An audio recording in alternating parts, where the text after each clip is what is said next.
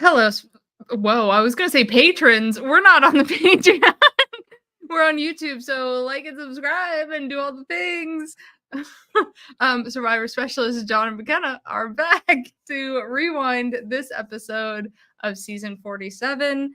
It's where we talk about the episode that just aired, but in the past. And we're taking our favorite Outwit, Outplay, Outlast moments from the episode and, talk about past moments. So it's going to be a lot of fun. What was your overall thoughts on episode 3, John? I really enjoyed this episode of Survivor.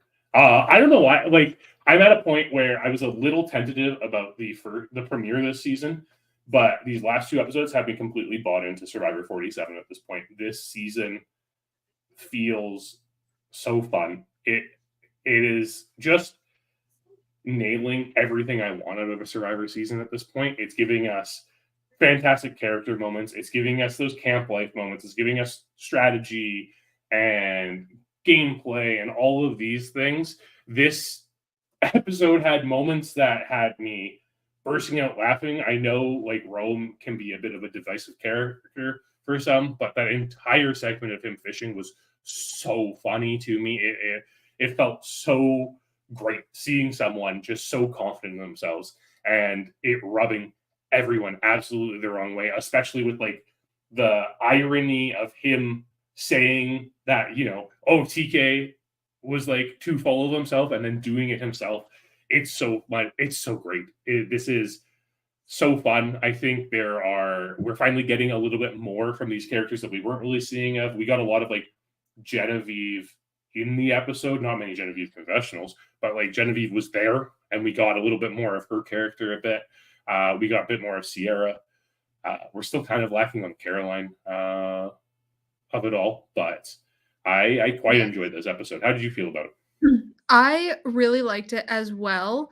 But what we found while trying to plan our podcast out here was it was very unique in its own right, where it was hard to find some, discussion topics to talk about. But I think we nailed it. Or didn't. Let us know. But we definitely nailed it with the episode that we are going to be watching over on the Patreon tomorrow. That will be David versus Goliath. There's a big one here. And it is episode 6. Aren't Bertrachos just adorable? So it's right after the jacket episode. And it has so many things that relate to 47. It's crazy. So become a patron and check us out over there tomorrow. But we ready to get into our Outwit, Outplay, Outlast moments, John? Absolutely. I really like the moments that we've chosen this one and what we're going to talk about. So I'm definitely going to get into them. All right. So Outwit, we are talking about choosing your alliance based on advantages. So we see in this episode that Teeny and Keyshawn really choose who they want to align with, be it Asia and Saul or Genevieve and Rome, based on Rome's advantages that he got. 1, the idol, and 2, now the steal a vote. So we each have some different moments. John, I'm going to have you start first because you actually have the oldest example and maybe the first? Potentially. So just like diving into this moment in 47, how much do you think this was actually decided? Because like the problem is it's like as of this point, right? Like we're 3 episodes into this season. We don't have any confirmation from the castaways or anything because they have their non-disclosures and stuff that they have to, like their NDAs that they can't break and tell us more about this. But how much do you think this decision from Teeny and Keyshawn was actually advantage driven and not just like they were vibing more with like this Rome Genevieve group? I don't know because like you see Teeny in episode 1 saying like, let's wait for Asia to get here. And when Genevieve was like, I really like Rome. And she's like, maybe we have Asia as our 4th. And we see Genevieve kind of, well, we don't see it. We assume it. Genevieve is really pushing for Rome. And so that makes each foursome with Genevieve and Rome on the one side and Saul and Asia on the other. So I feel like the advantages really helped Teeny's decision, but she knew where the advantages were and where they were going. So I'm pretty sure if he was going to play it for Genevieve, Teeny would have known. Mhm. So they could have voted Genevieve out here easily. And then what is Rome's steal vote going to do? Yeah, and maybe like the steal vote is enough to push it over, where the steal vote on a tribe of 5 is actually like a very powerful tool because you only need one other person. So maybe that's the case. But I guess it's also in conjunction with the fact that Rome has an idol that has to be played at this tribal council. So you know that Rome's safe there.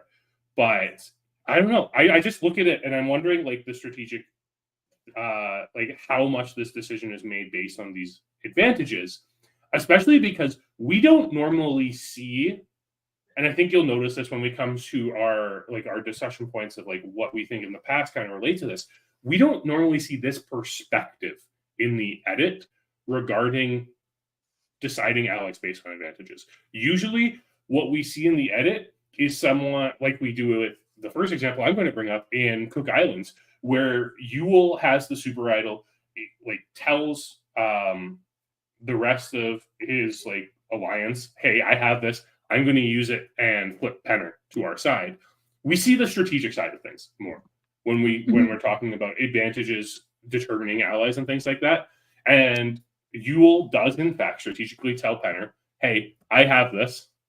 Come vote with us. You have to be with us because you can't get me out." And it really just ends up kind of really dictating the rest of this book at that point, because all of a sudden Penner becomes enemy number 1 because he flips and everything. And it's so fascinating because we're seeing it from the other side, right? Like this would be like if Rome is intentionally telling these people, "Hey, you're doing this because it is in my best interest, not in your best interest." But Rome's not doing that. Rome is sharing.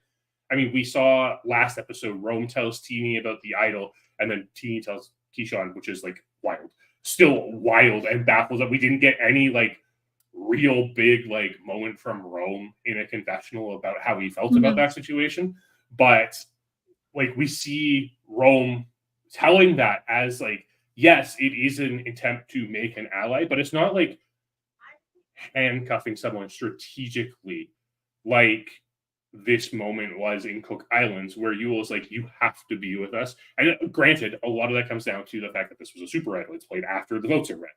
But it's this it's idol one of those things. is great in Cook Islands because it is used after the votes, but at the same time, Raro was so big that they could have split the votes and done something where like Penner didn't have to flip. They could have flushed the idol, which Plan Voodoo was a thing in this season. So they could have used Plan Voodoo to just a little bit later on in the game. Yeah, it's one of those. But to be fair, the Raro tribe didn't have the people who knew about Plan Voodoo there in order to really facilitate everything and know that they were supposed to split the votes, right? Because that was not the Raro tribe who was privy to that. Penner and Candace were privy to it. Oh, I suppose they were. That's right. But oh well, didn't matter. Jonathan was honestly, if Jonathan Penner was like so like flip floppy in this season too, and it's what makes honestly such a compelling character in this season. Like it's only fitting for him to just like flip back to Yule after flipping away in the mutiny. Exactly. And the bigger thing here is that Yule and Becky recognize that. They recognize, hey, we know that we can get Penner on our side here. And it's really their only play in this situation. It's really smart. And it shows like the strategic acumen that this pair brought to the game in Cook Islands. And it, again, because this is so early in the inception of the idol, this is only the 3rd season with an idol. Again, we're still in the super idol phase of the game. So it's one of those things where being able to come up with this strategy as your play here based on your social bonds with people is it's just really impressive. And again, we saw Teeny kind of doing the same thing where Teeny's evaluating based on the edit, based on what we're seeing there when she has that conversation with Asia and is like, oh, Asia doesn't seem willing to vote out Saul, so like she's not flexible, so we can't really work with her moving forward. And however true that was, and however impactful to this vote that was, like it goes to show the combination of the knowledge of advantages and social acumen and your ability to just determine how the other tribe members that you are working with are thinking can really propel you forward in the game and help make your decision. It is what everyone should be looking at in their decision making when it comes to Survivor, but we don't see it as clearly as we saw it in 47 and as we saw it back in Cook Islands in this situation. Again, on like two kind of opposite sides of the perspective. Yeah. So my moment is a lot more recent. And it's like slightly different, but really interesting. Where Ryan in Heroes, Healers, Hustlers, Ryan finds this advantage, and he gives it to Chrissy, wills it to Chrissy, and basically grants her immunity from the first tribal council if she plays it. It's like a one tribal council idol. And it's a secret only these two know about, and they happen to swap on the same tribe. And so that immediately Ryan turns to Chrissy and was like, I sent you that advantage because I believe in you. I want to work with you. And then they take that all the way to the end. So like, this is something with this alliance based on an advantage that who knows if they would have worked together otherwise at that swap, where like they had this common ground already when they hit this swap, rather than like, oh, we voted together, let's just keep voting together. They had this little secret that bonded them through the rest of the game, and that is like an insanely strong and strategic way to use this advantage. Yeah, and I think that is kind of similar to, like, it's not similar in the fact that it's like the volunteering of information. Obviously, I think in HHH there is no downside to Ryan being like, yo, Chrissy, I gave this to you. Oh yeah, I right? don't see. And it's kind of like forced by production by the fact like you have to give this to the tribe that goes to tribal council and everything. And it happens to work out that like he gets swapped onto this tribe. With Yeah, Chrissy. I mean that's the brilliance of it, is they do swap together. Where like if without that swap, that who knows if they hit the merge together, and then he's like, hey, I gave that thing to you, and does it still work? Does it still, keep them going? But because it was at an early enough point in the game, this advantage that they had really pivoted their relationship and pivoted how Ryan and Chrissy looked at their other relationships in the game with their OG hustlers and OG heroes. Yeah, I absolutely agree with that. And more importantly, I think what it does here is I think you have a good point. I think like if they didn't swap together, would this have happened? Probably not. But like the swap happens early enough in the season that their relationships aren't quite strong enough with their original tribes. And like that is again one of those things that like in the new era we don't see swaps that often. And why we want to see swaps is because we want to see how things go. And we're at a point now where like with for the first time ever, all three tribes going to tribal council in episodes 1, 2, and 3. This is the perfect time for a swap because there are no uneven numbers. Or like swap next week and give us 2 tribes. Just saying, Survivor, that could be fun. But because of that, though, it's this knowledge and this ability to share. And the new era is kind of working in a world where that sharing of information is becoming harder and harder because as we've seen so far this season, these advantages are only good for 1 vote. Yes, Chrissy's was also only good for 1 vote, but the difference in it is that it was willed to her by someone else, right?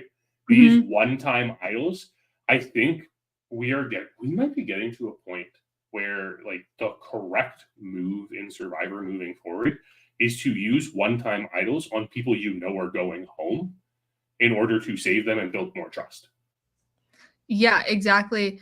Or like have them be like, oh, you found an idol, but you have to will it to someone on the other tribe, or you have to give it, like in Winners at War, you had to give half Yeah. of the idol to another person. So it really like bonds two people together or 2+ people together rather than like what we see, with Sam or with Sue and Gabe or with Rome and Teeny, where it's still like Rome's, Sam's, and Gabe's idols that other people know about. Like if you have more of an impact on like, if I just throw this in the fire right now, your idol is gone. Yeah, I think the really interesting thing about this entire situation of 47 here with Teeny and Keyshawn deciding to go with Rome and Genevieve here is to see how they act the next time that group has to go to tribal council. Assuming we don't have a swap, because we rarely get swaps nowadays. If they do go back to tribal council, how do they react? Are they still firmly in this Rome and Genevieve camp? I think they have to be now because they've left that pair in with the seal of vote. So like literally Genevieve and Rome just control the next vote if this vote tribe goes back to tribal. But when the advantages are gone, are Rome and Genevieve still people that they want to work with moving forward? Yeah, we'll find out. Maybe I would love a swap, but we'll see. So, Outplay, we were on the struggle bus because this challenge and whatever the journey was left something to be desired. So, we used that as fuel. We used that to talk. This seemed like such a generic Survivor challenge. Swim, jump off this, climb up this, and jump off again. Balance beam, keys.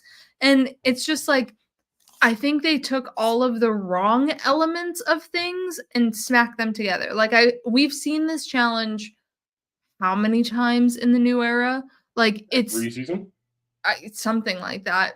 And it's like this exact challenge where you swim, climb up, jump off, climb up, jump off, and like balance beam. There were keys this time. I don't think we've had keys so far on a balance beam so far in this challenge, but it's essentially the same thing. Ending with that puzzle too. Yes. Like a puzzle. How many marine life jigsaws have we had? We have had seashell, sea turtle, coral, manta ray. Like in 41, we had that like buoy puzzle that Heavy just knew how to solve right away because they reused it. Yep. So that's why I'm gonna go into my Outplay moment where if we're gonna have keys, if we're gonna have jumping off of things, I want the smash the box and then the key falls and then you have to look for the key. Like I want the first iteration of this where it's just a little ribbon on the key and not a buoy so the key floats and you know exactly where it is. I want, people having to go back and have someone come out and search for it. Like these type of challenges, I feel like I never get tired of. They sort of did this in Winners at War when, Adam had to keep jumping off of the platform, but it was still like a forward progression challenge rather than a like relay kind of lap challenge that we see in older Survivor. So if we're gonna have jumping, if we're gonna have keys, give me the smack with the hammer and retrieve the key to come back to the beach. Which season is it where they like hit the box and the key doesn't fall out? Is that Cook Islands? I want to say it's Cook Islands. That's just like another element to this that, especially with that one, because the keys are sinking and everything, so it's harder to find the keys and everything, and you can't find it, so you have to check the box again. I'm wondering if there is a concern from production about how dangerous this challenge can be. I mean, probably, but like you're jumping off. You're already jumping. You have somebody who literally said they couldn't swim before they got into Survivor, jumping into the water. Like you already have to be concerned about injury, right? Yeah, exactly. So what's a little clay or cement in the eyeball?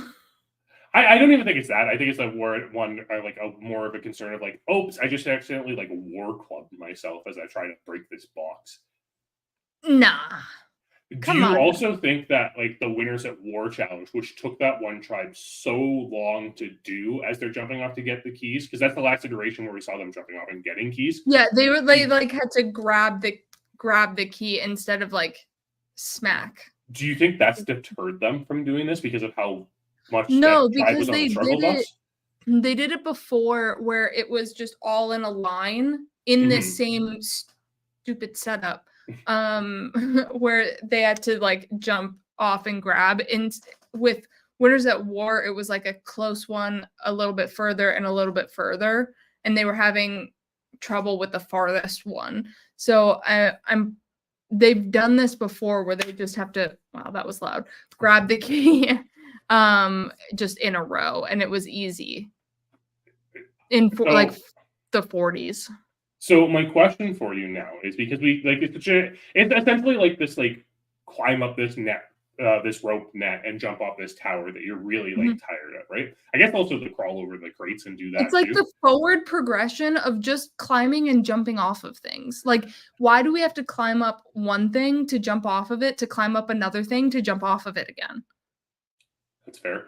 Um, do you think there's something other than harkening back to this old thing where they're getting the keys that could improve this from a viewer standpoint? Like, what could they do minimally, minimally to change this aspect of the challenge to make it more interesting? I feel like maybe throw a mini puzzle on that top platform. Oh, Where they interesting. climb up the rope net. It doesn't have to be anything grand. It could be like that like the Spencer five-piece puzzle or, like, just a 3 by 3 slide, something where that one person that you send out, like Andy was the first person for Mhm. yellow, he has to solve that little slide. The other guys have to get their keys and move on. Like, that one change Interesting. up Yeah. could affect the entire challenge. Like we talked about that we will talk about in the Patreon tomorrow. Um there are some aspects in these two challenges in David versus Goliath that we watch that are the same as other challenges but are just used slightly different that it Mhm. kind of just really elevates the challenge in my opinion where just like adding a small puzzle to the top of the one tower or doing something physical on the tower with something to I don't know just zhuzh it up a Yeah, to make it a little bit.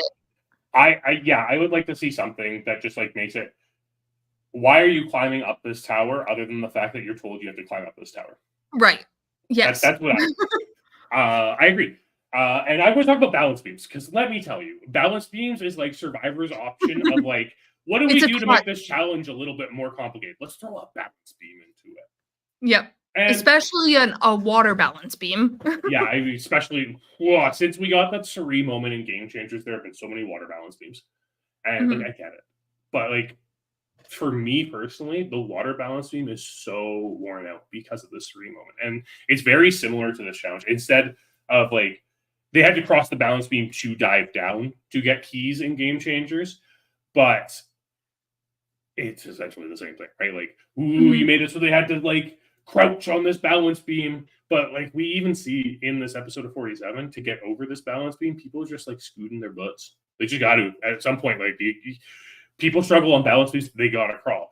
And we have seen skinny ass balance beams. We have seen fatter balance beams. This balance beam in Triple 47 layer this week, balance triple beams. layer balance beams. That's right.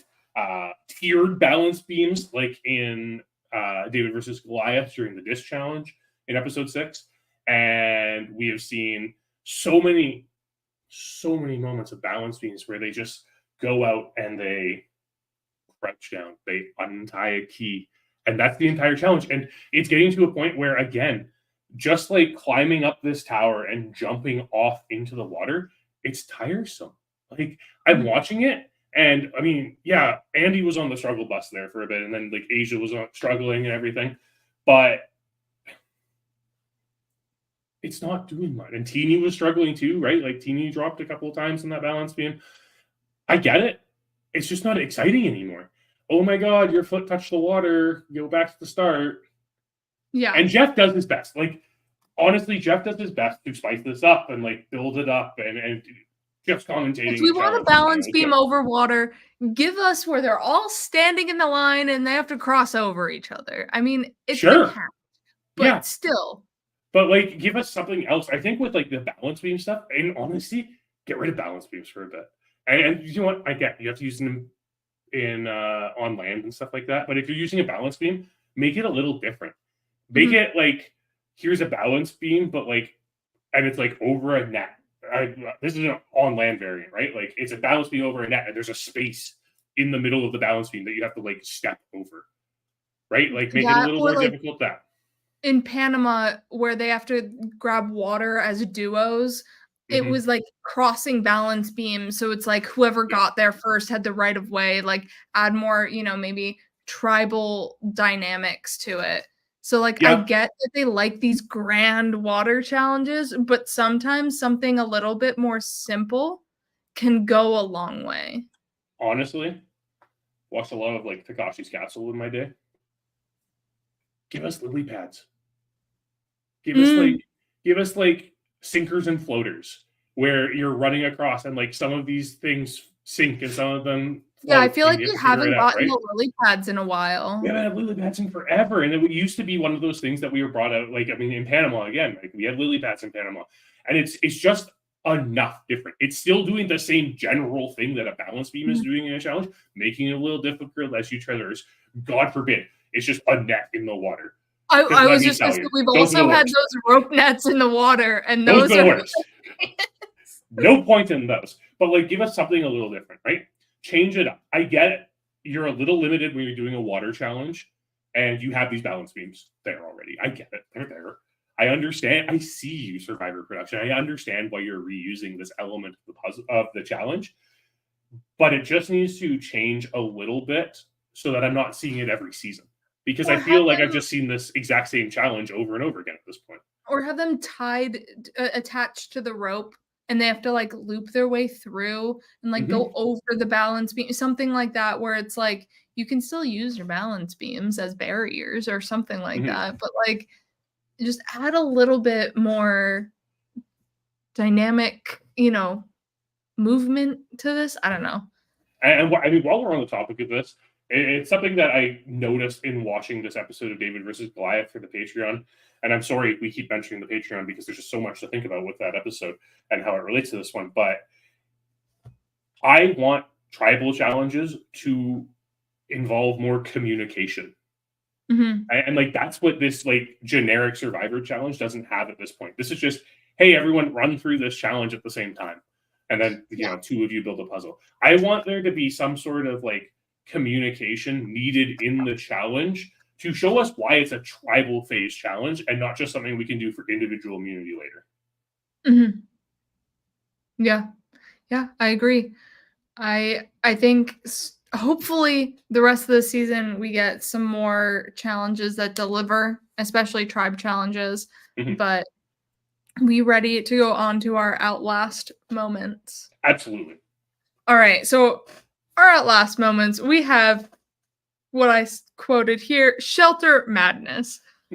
This is what the thumbnail of this episode is all about. We have Annika, we have Elizabeth, we have Dave, and we are talking about rebuilding shelters, camps, like just trying to make camp a little bit more cozy, but also just the way people go about it is so different. Like Annika is portrayed as more bossing people around and not doing the things, where Elizabeth is doing the things at the wrong times. And then you have Dave just like doing the things and telling people we need to do the things. So it's just like three different ways of navigating shelter, comfort, camp life. Yeah, absolutely. And we'll start with Dave and China here. This is Dave in those like early days of Sean Hu, where he's just like, hey, let's build a stone retaining wall around our fire. it's just such unnecessary work he's doing, and it's the way he's going about it. And what's really interesting about this comparison to 47 and the way like it's Annika saying, "Hey, like this bamboo sucks. Let's like fix the bed of our shelter."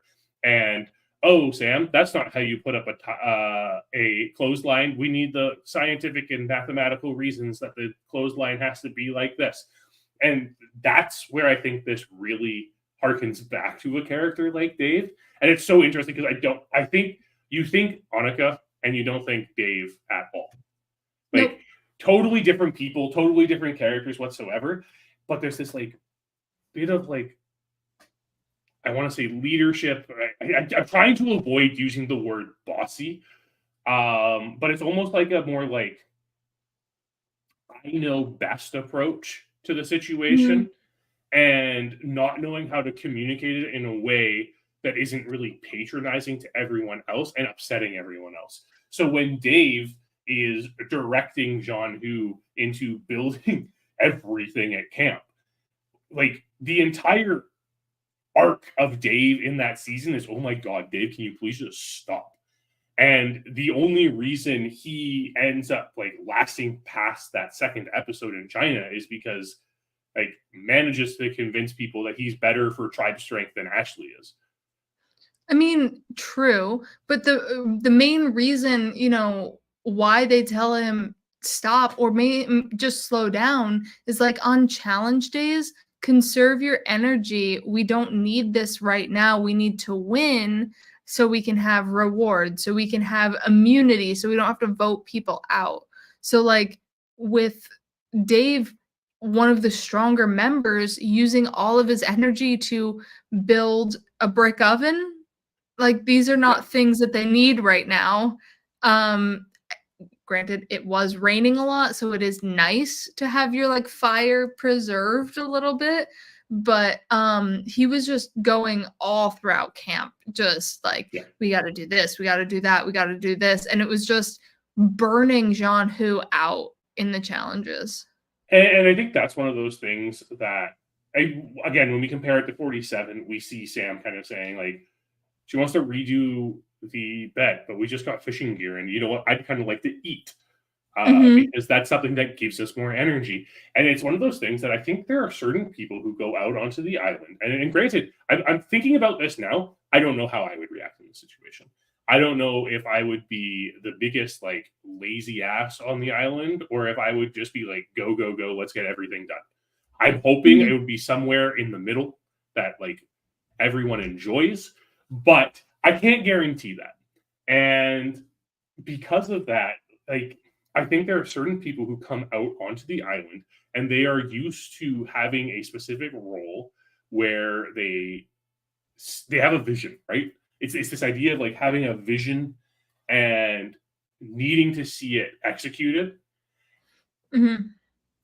But like you, it's something you can't just do by yourself. Or if you do it by yourself, you burn it out. So you're trying to make everyone else do it, but like it's just getting everyone on the Nobody same else page. wants to do it, and it's just you Yeah. again. So it's just it's fascinating seeing the comparisons between like kind of like this more like older alpha male type character in Dave and this like short woman in Annika, and how at the end of the day they kind of have this same weird trajectory that's like parallel to each other, Mhm. but they couldn't be more different. Yeah. And so we have Elizabeth here in David versus Goliath, and she has been on the struggle bus for 16 days. She has not left the old David, new Vuku camp. Um, and the bed is just terrible. She's not getting good sleep. She had terrible back issues before she came out on the island. And so it's been constantly pushed off, pushed off, pushed off of fixing the bed, and she's just had enough of it. I need to fix the bed. And it was like right after they came back from a challenge. They only have about 2 hours of daylight left, and Carl is trying to take a nap. And Davey's like, wait, this is not the time. And then Elizabeth is just frustrated that it's never the time. So there's just a kind of push and pull of nobody's right here and nobody's wrong. They're just kind of both existing in this world, and like I don't know. This shelter scene is just kind of an enigma to me because like I feel for Elizabeth, but I also you're right. There's 2 hours of daylight. What are you going to do? There's only one machete. There was more than one machete, then everyone could be like hacking away and There, like making the shelter a little bit better. there are so many different things to dissect in this segment of this episode of David versus Goliath, because first you have Elizabeth complaining about her back, and like I get that. Like as someone who has like tweaked their back before and it's like impossible to get out of bed, man, I sounded really old when I said that, but it happens. I'm Don't sorry. worry. Anyone who's young, you'll Me at eventually get 28, I there. threw out my back at 16, so There don't you worry go. about it. So, but like I get that. I sympathize and empathize with that. But Bradley said on Digging Deeper this week, it doesn't matter what you do to this bamboo. It's gonna suck to sleep on. Like Yeah. it is not gonna be comfortable. And like that's one of the things that, like, again, going back to like me, I am one of those people that if I can't get comfortable, I can't sleep. So I don't know if I'd be able to do this. That sounds awful. Like bamboo's just it's tough, it's strong. Like there's a reason we see it all the time. But is it worth splitting? I don't know, maybe. Like hypothetically, like I understand from a like hypothetical perspective that like if you take half bamboo and you like alternate it, it should theoretically make a flatter surface. But the best part of this entire scene is the clip of Carl lying on the shelter and Elizabeth just taking bamboo away. You making like this part that Carl's lying on just smaller and smaller. It's so funny. I mean, my favorite part is when she's dragging the extremely long bamboo and it's almost shoving Carl in the fire. Yeah, that's fair. Speaking of Carl, who's on our predictions and power rankings. Last week, So that was a fun little look back. yeah. But This segment is just so interesting because I think it really emphasizes we really complain about a lack of camp life. Prior to the new era, we had complained a lot about lack of camp life, and I mean in the beginning of the new era as well, we were still complaining about that. This is one of those camp life moments that make us complain about not seeing camp life, because this is what we want. We want to see something that's so simple, right? Our bed is uncomfortable. How do we make it better for us? That's exactly the type of clothesline. How do we make a stove? How do we make like, but that's exactly the type of conversations we want to have, right? Like, we want to see how these people build their society on this island, right? We want to see how they manage to survive. And comfort is something that a lot of people don't want to sacrifice. So seeing people complain about the bed and then doing something, and I think that's the interesting thing about Annika versus Elizabeth. Annika is directing people, and Elizabeth is chastising people as she's doing it herself. Right? Like, it's just that's the significant difference I find between these two scenes. But both of these scenes kind of end the same way, where in 47 we see Sam saying, "Oh my God, I can't, like, Annika and I are just not getting along. Like, this isn't working. I'm going to have to." Like, Carl needing to vote out Elizabeth, and then exactly who was it in China also said the same. All of them, everyone. Yeah, all right, facts. I'm pretty sure it was Jamie. It was PG. It probably wasn't Frosty or Eric because they didn't say anything. But Sharia was probably a big one because she was saving her energy for challenges. So. Yeah. So like that's the interesting thing about these camp life scenes is they always end with tension, and tension breeds good storytelling, and that's what we need in our reality TV.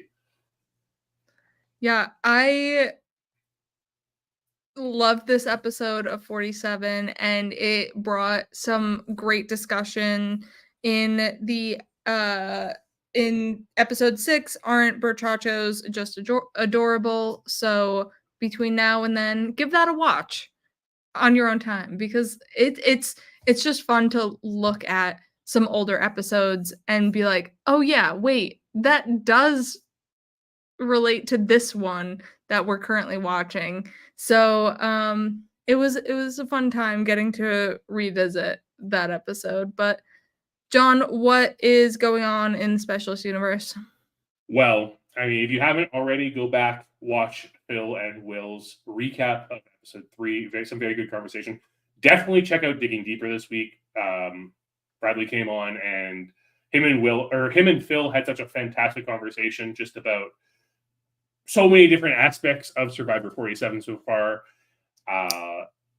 You can check out McKenna and Blake's coverage of Big Brother 26. We're coming down like right at the end of the stick there for the game there. Almost there. Final 4 now.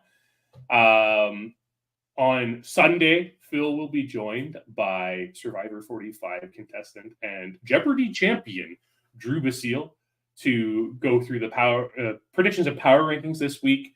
Monday, Phil and I are going to be counting down our top 10 underrated horror movies. If you like movies in general, if you like horror in general, that is a podcast you're not going to want to miss. We have some really good hidden gems there to talk about. No hidden gems, not one of them, but some great things there.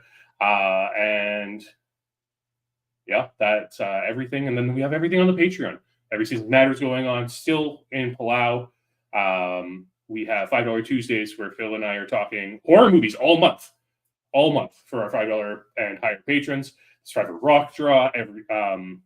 Phil's after show comes out on Thursday, most Thursdays.